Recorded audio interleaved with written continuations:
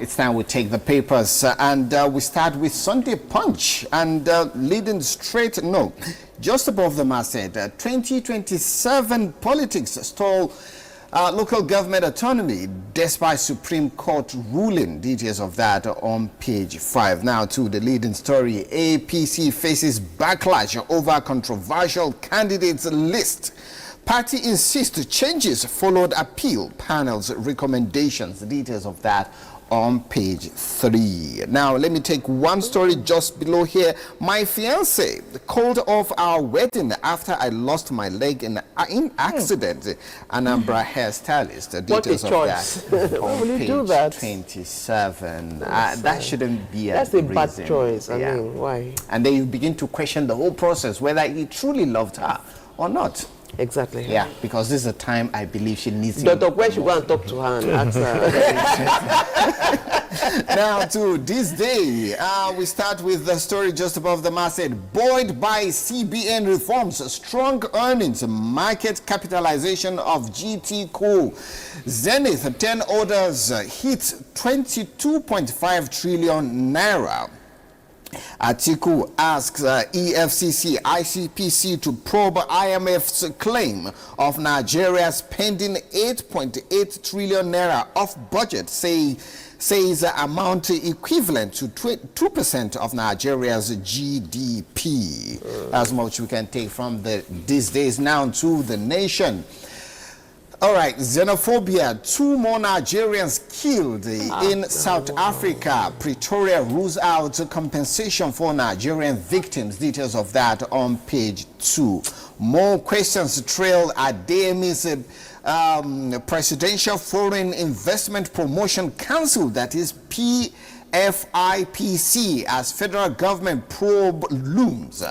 How Phantom Agency's boss was fired as Adeleke's senior special assistant over forgery. I understand that he was hired by the government of Ademola Adeleke of Osun State in 2023, but was fired barely 4 months after due to some, shady dealings, according to the paper. Now, Mokwa flood victims petition ICPC, EFCC alleged diversion of relief materials, donations. Details of that on page 5. And of course, if you look at the picture story, you must have seen that from yesterday. President Bola Ahmed Tinubu there with Archbishop Paul Gallagher, the Holy See's secretary for state and international organizations, second from left there, and Archbishop Michael Crotty, first left, and Minister of Foreign Affairs Bianca Odumegu Ojukwu at Presidential Villa yesterday. Now to Sunday Vanguard. Above the masthead, Bajabiamila Adeyemi saga escalates as presidency fingers internal collaborators, asks DSS, EFCC police to uncover them.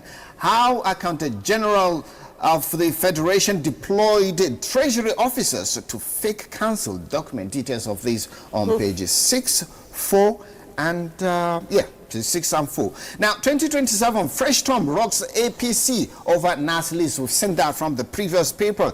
Now, a very concerning headline here, and it's to do with the rains. Of course, we're getting to the thick of it. Heavy rains, flood waters may last 12 weeks.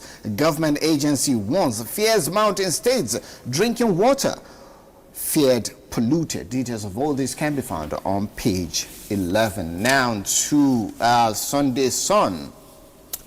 2027 poll, that is the leading story. ADC raises fresh alarm. How insecurity, INEX lapses, APC's contrived situations may stop election. Abdullahi, party spokesperson. What Obi's defection means for ADC. Tinubu failing because he is running Nigeria with Lagos world view. That is all this story can be found on pages 20 and 21. As INEC nomination portal opens, APC faces internal revolt. Aggrieved aspirants cry foul over alleged name swapping.